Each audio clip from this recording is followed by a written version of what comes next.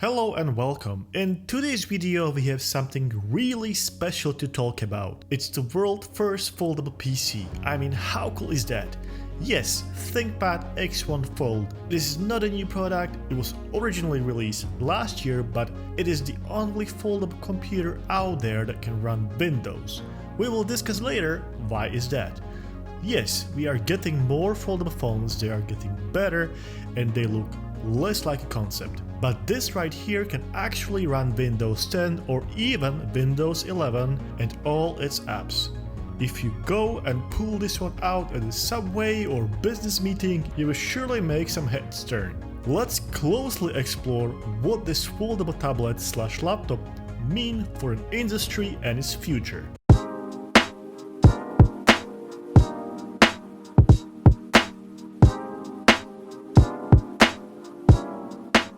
I think what Lenovo tried to demonstrate here is how far we can push tech right now and what is actually possible to make. I mean, this is definitely not a mainstream device. I mean, look, X1 Fold ranges from $2,500 to $3,000, which is a lot for any laptop. But we need to remember that Samsung sells Galaxy Fold 3 for almost $2,000. And that's just a phone, not a full-fledged Windows laptop. Originally, this device was supposed to run Windows 10 X, which was supposed to be a modified version of Windows 10 for foldable and dual-screen devices. Microsoft later killed 10X and moved on to Windows 11. This is why the manufacturers with dual-screen devices have to figure out their own solution for managing both screens and its UI. But we will get to that a bit later. Right, let's look at the design first. When closed, it looks like some kind of fancy book wrapped in leather. It does feel heavy and a bit bulky in the hand. It actually weighs around 1 kilo. When closed, there's a small gap, but when you have a hardware keyboard attached, the gap just disappears into this almost seamless book-like shape. We have these rubberized edges, which reminds me of other ThinkPad devices. And we also have this shiny part here, which gets completely covered when tablet is fully opened. Hinges are probably the most important part of any foldable device, and these hinges here are good. They feel sturdy and they operate very smoothly at the same time. At the back side, there's a kickstand, which again feels high quality and has the red microfiber finish. In case you didn't know, red is a signature color for ThinkPads. When we open the kickstand, we can see this tiny door behind here that indicated you can perhaps upgrade SSD or even memory later on. But actually, you can only access some internals here for service purposes. There's a lot of magnets here to help hold tablet and kickstand closed. But that also means some very satisfying click sounds.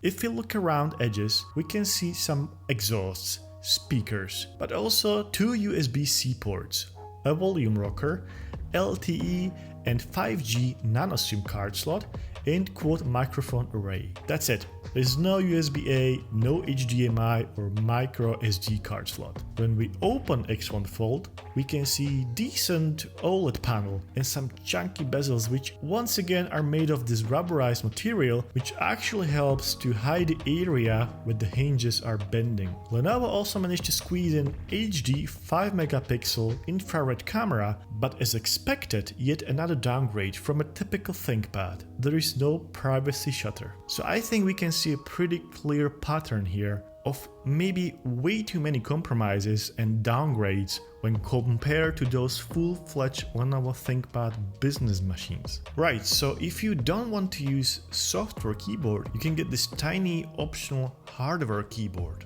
Despite ThinkPad name, this keyboard is not just small, but also very shallow and trackpad is microscopic.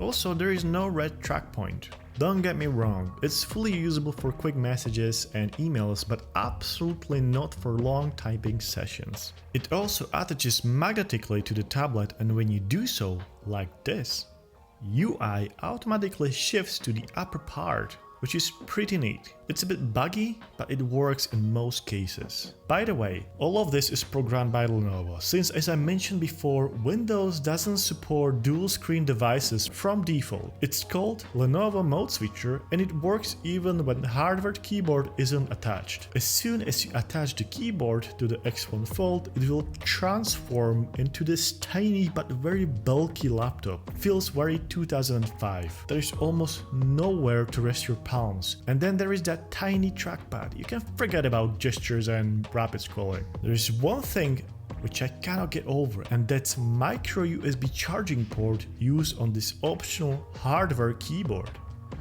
I'm not sure if this is due to thickness limitation, but it is still a massive drawback. There's also no backlit. I have also noticed that on perfectly normal surface, like a desk, keyboard has no grip at all and it slides all over the place. Some tiny rubber feet could fix this. But hey, we can't have everything. At least you can get the hardware keyboard which magnetically attaches to the tablet. Main star of the show, of course, is this beautiful 13.3-inch OLED panel with 2K resolution. It covers 95% of DCI P3 color gamut and of course it bends. And because it bends, it does have this crease in the middle which we are now used to from foldable phones. Because of this, colors do shift a bit in the middle, so forget about photo editing. Of course, because it's an OLED panel, it does look absolutely stunning from any angle. It is extremely vibrant and bright enough with brightness of 300 nits, but it's a glossy panel.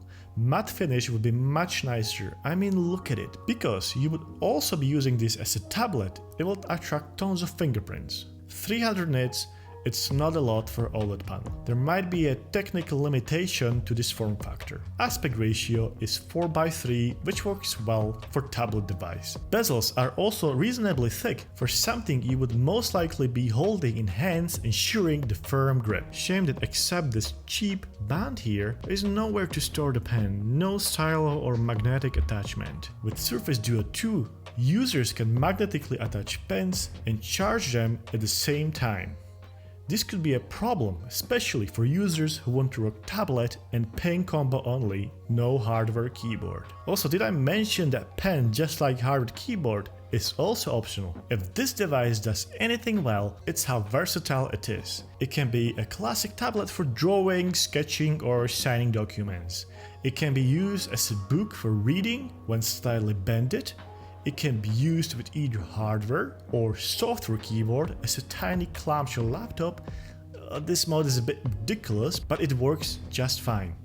It has a kickstand, so you can use it as a media consumption device while still being able to use this tiny keyboard connected via Bluetooth. I mean, I don't think there's a more versatile Windows laptop or tablet out there. Yes, I have mentioned a number of compromises, but using this device in those scenarios I just mentioned feels very fresh and liberating. Usually, at this point, we would benchmark X1 Fold against its main competitors, but since this device is unique and not built to break records, let's just talk about how it performs in typical day-to-day tasks. We have an i5 from Intel here, which uses special hybrid technology, whopping 8 gigs of LPDDR4X RAM and 265 gigabytes of storage. You can get X1 Fold with up to 1 terabyte of storage. X1 Fold has the TPM 2.0 chip required by Microsoft to run Windows 11.